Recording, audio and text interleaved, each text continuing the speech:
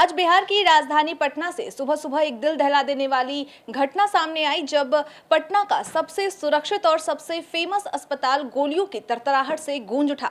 दरअसल पारस एचएमआरआई अस्पताल में उस दौरान यह घटना घटी जब कुछ शूटर अस्पताल में घुसते हैं और वहां पर मौजूद एक कैदी को गोलियों से भून डालते हैं। आपको बता दें कि इसका वीडियो भी वायरल हो रहा है जिसमें शूटर बहुत ही आराम से हॉस्पिटल में के कमरे में 209 कमरे नंबर में घुसते नजर आते हैं और बहुत ही आराम से उसकी हत्या कर वे बाहर निकलते नजर आते हैं। इस पर विशेष जानकारी देने के लिए हमारे साथ नीरज जुड़े हैं जिनसे जानेंगे कि आखिर यह घटना कैसे हुई और इस घटना के बारे में विस्तार से जानकारी जानेंगे। देखिए, सुबह का टाइम था और पटना का सबसे बड़े अस्पताल में सुबह के टाइम में सफाई कर्मी रहते हैं, गार्ड भी रहते हैं, लेकिन आज ना सफाई कर्मी नज़र आया ना ही गार्ड नज़र आया, जिसका नतीजा था कि पाँच अपराधी एक साथ हॉस्पिटल में घुसते हैं और कमरा नंबर 2 में चंदन मिश्रा इलाज करवाने के लिए भर्ती हुए थे। तो वहाँ पे पहुँच करके ये लोग फायरिंग की और फायरिंग कितने की हैं अभी तक पुलिस की तरफ से नहीं बताया गया कि कितने फायरिंग में, लेकिन ये बताया गया कि काफ़ी संख्या में फायरिंग हुई, लगभग 8 हो 10 हो, उनकी मौत भी हो गई। और चंदन मिश्रा के बारे में बता दें कि वो बक्सर जिला के रहने वाले हैं, वो बेउर जेल में बंद थे हत्या के मामले में और पेरोल पे वो बाहर आए थे। पेरोल पे बाहर आने के साथ उनकी तबीयत खराब हुई थी तो वो इलाज करा रहे थे। इसी दरमियान अपराधियों ने, और बताया ये भी जा रहा है कि चंदन मिश्रा भी पहले गैंग चला रहे थे और कई आपराधी मामले उन पे हैं, और इसी दरमियान जब गैंग चला रहे थे तो एक दूसरे गैंग से इनकी बहसाबसी हुई थी, मारपीट भी हुई थी। उसी को लेकर के इनको आज गोली मारी गई है। जी नीरज, अगर बात की जाए सुरक्षा की तो पारस बहुत बड़ा अस्पताल है, पूरे बिहार के मरीज यहाँ पे आते हैं, तो कहीं ना कहीं एक तरह से देखा जाए तो सुरक्षा पर सवाल खड़े हो रहे हैं। सुबह का वक्त था, वे आईसीयू में भर्ती थे। आईसीयू में ऐसा रूल रेगुलेशन है कि 24 घंटे उनके साथ कोई ना कोई डॉक्टर मौजूद रहेंगे हॉस्पिटल के प्रबंधन से जुड़े, तो इस पर क्या कहेंगे? देखिए, बिल्कुल हमने पहले ही बताया कि आज गार्ड भी नज़ारा देखिए, माने गेट पे गार्ड रहते हैं पारस हॉस्पिटल के, लेकिन गार्ड भी नहीं थे। और जहाँ तक पुलिस की बात है तो पुलिस की कार्यशैली पे भी सवाल खड़ी हो रही है, क्योंकि पुलिस लगातार अपराधियों को पकड़ने में विफल हो रही है। कई अपराधियों को पकड़ तो रहे हैं लेकिन अपराधियों में खौफ नहीं है पुलिस का, तो ये एक बड़ा है चुनौती है पुलिस के लिए। सीसीटीवी फुटेज भी सब लोगों के सामने आ गया है। 5 अपराधी हथियार लेकर के जाते हैं, 209 कमरा में चंदन मिश्रा रहते हैं, उनकी हत्या करते हैं और पुलिस की हाथ अभी तक खाली है। अब देखना होगा कि पुलिस कब तक गिरफ्तार कर पाती है।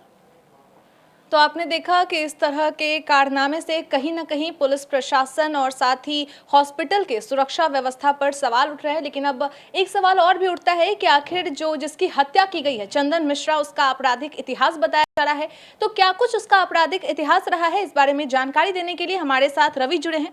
रवि, हॉस्पिटल में कुछ लोग आते हैं और सरेआम उनकी हत्या कर दी जाती है और जिनकी हत्या की गई है उनका भी आपराधिक इतिहास बताया जा रहा है, क्या कुछ जानकारी है आपके पास? देखिए, चंदन मिश्रा अपराध की दुनिया में पहली बार कदम 2009 में रखा था, जब एक मारपीट की घटना के बाद उनको जेल हुई थी।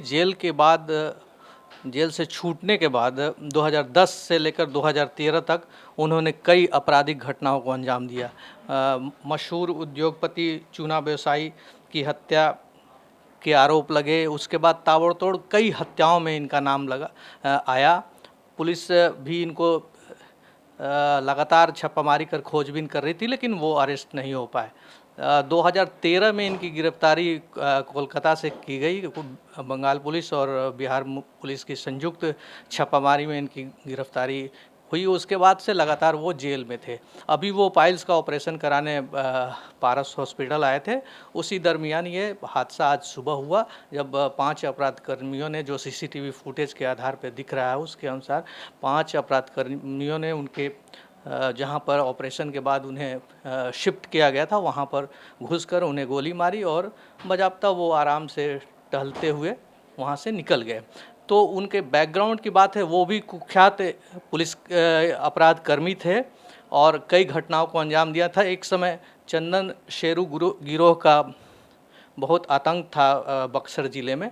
तो ऐसा कहा जाता है कि अदावत की भी बात आ रही है, हालांकि अभी पुख्ता तौर पे कुछ भी कहना मुनासिब नहीं होगा, कि इसलिए पुलिसिया जांच चल रही है, लेकिन अदावत की भी बात सामने आ रही है। अब कुछ दिनों के बाद ही खुलासा हो पाएगा कि इस हत्या के पीछे किसका हाथ है और हत्या का वजह क्या है।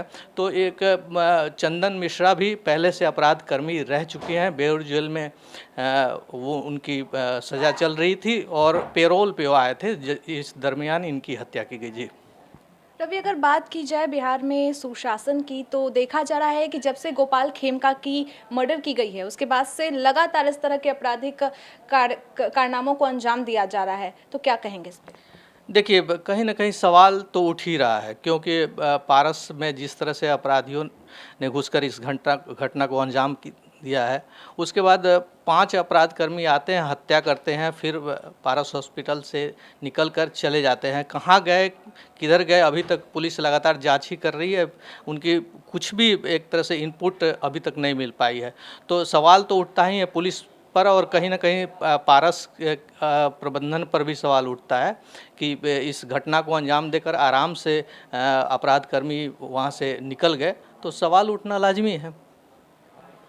इन दिनों बिहार में लगातार आपराधिक घटनाएं को अंजाम दिया जा रहा है। पिछले कुछ दिनों से लगातार किसी उद्योगपति तो किसी व्यवसायी की हत्या की जा रही है और हर मामले पर पुलिस की ओर से यही कहा जा रहा है कि अपराधियों को ढूंढा जाएगा और उन्हें सख्त से सख्त सजा दी जाएगी। अब देखना ये होगा कि इस मामले पर पुलिस की ओर से क्या कुछ सफाई दी जाती है और इन अपराधियों को कब तक पकड़ा जाता है। अभी के लिए कशिश न्यूज़ के डिजिटल प्लेटफॉर्म में इतना ही। हमारे चैनल को लाइक और सब्सक्राइब करना ना भूलें। धन्यवाद।